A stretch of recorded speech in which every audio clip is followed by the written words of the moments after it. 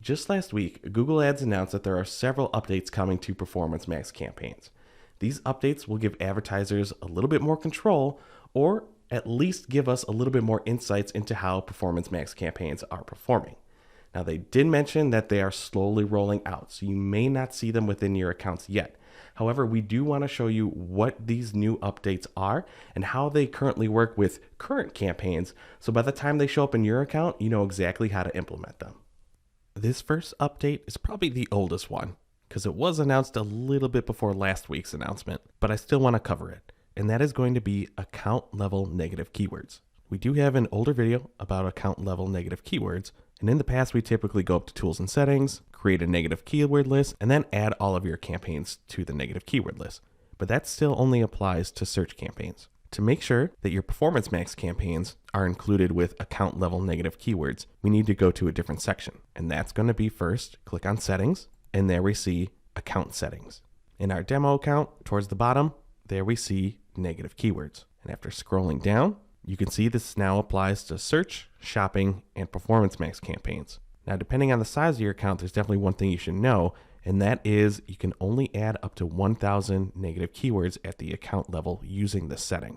So for whatever reason, if you just have a ton of account level negative keywords that you want to make sure are applied to your Performance Max campaigns, remove any search and shopping only negative keywords and do it the manual way up in the tools and settings with a negative keyword list. But it's easy enough to go and click on the blue plus button, either type in line by line or paste in a bunch of your negative keywords that you want at the account level. We just added 2. There's 2 out of 1,000. You could save it. And now these 2 negative keywords will be applied to all of our search, shopping, and now Performance Max campaigns. If you need to, you can always click on download to review them to see which ones you may want to remove or which ones may be missing. But other than that, this is a pretty straightforward update. So again, this update should be available in your account. If not, it'll be coming very soon. The next update that is coming soon will be campaign level brand exclusions. The goal of this update is to try to have your Performance Max campaigns not show up for any branded queries that you may want to exclude for only search and shopping campaigns. Now, when you include some of the brand exclusions, Google will try to include misspellings of your branded keywords and any potential searches of your brand name in a foreign language. Now, what Google says, which is interesting, is that they will provide a list of the brand names to exclude. And what Google also says is that if any brands are missing from the list, you will have the ability to request additional brand names to be included within the list. Again, that will be a campaign level exclusion feature, and we personally don't see it in any of our accounts yet, so that's something to definitely look out for. The next feature that's going to be coming out soon, and this one is going to be very familiar if you're running DSA campaigns, will be page feeds. So in order to show this, I'm going to hop into one of our DSA campaigns.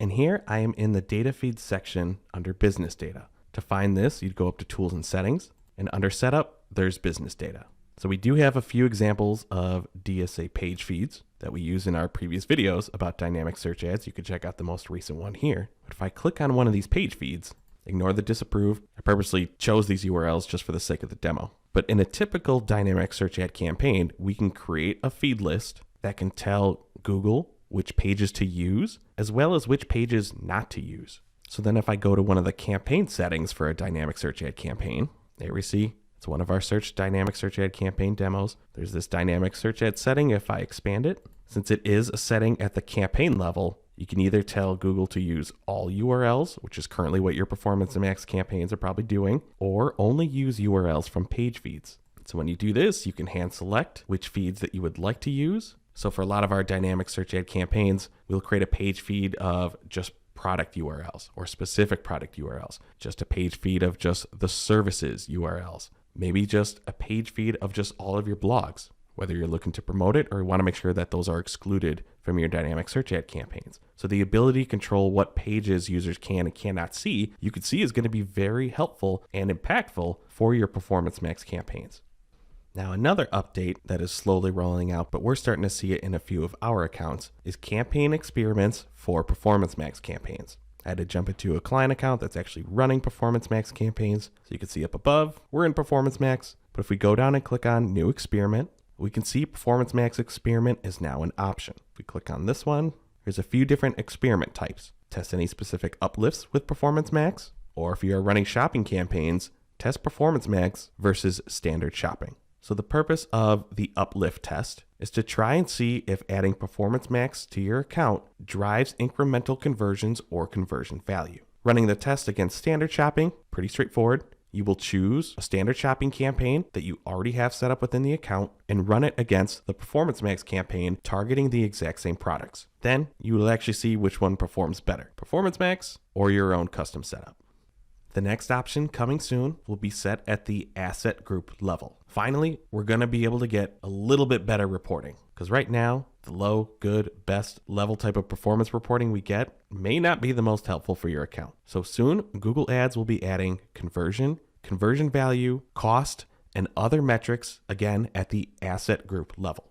That'll give you a lot better insights on which assets or asset types within this column right here are actually performing to see which ones you may need to change or possibly completely test a whole new type of asset group. Another update that's coming will be budget pacing insights, and I assume it's going to live within this insight section here. This campaign has everything paused, so it's really not going to show me anything. But besides the conversions and cost information we get, we're going to look at budget pacing.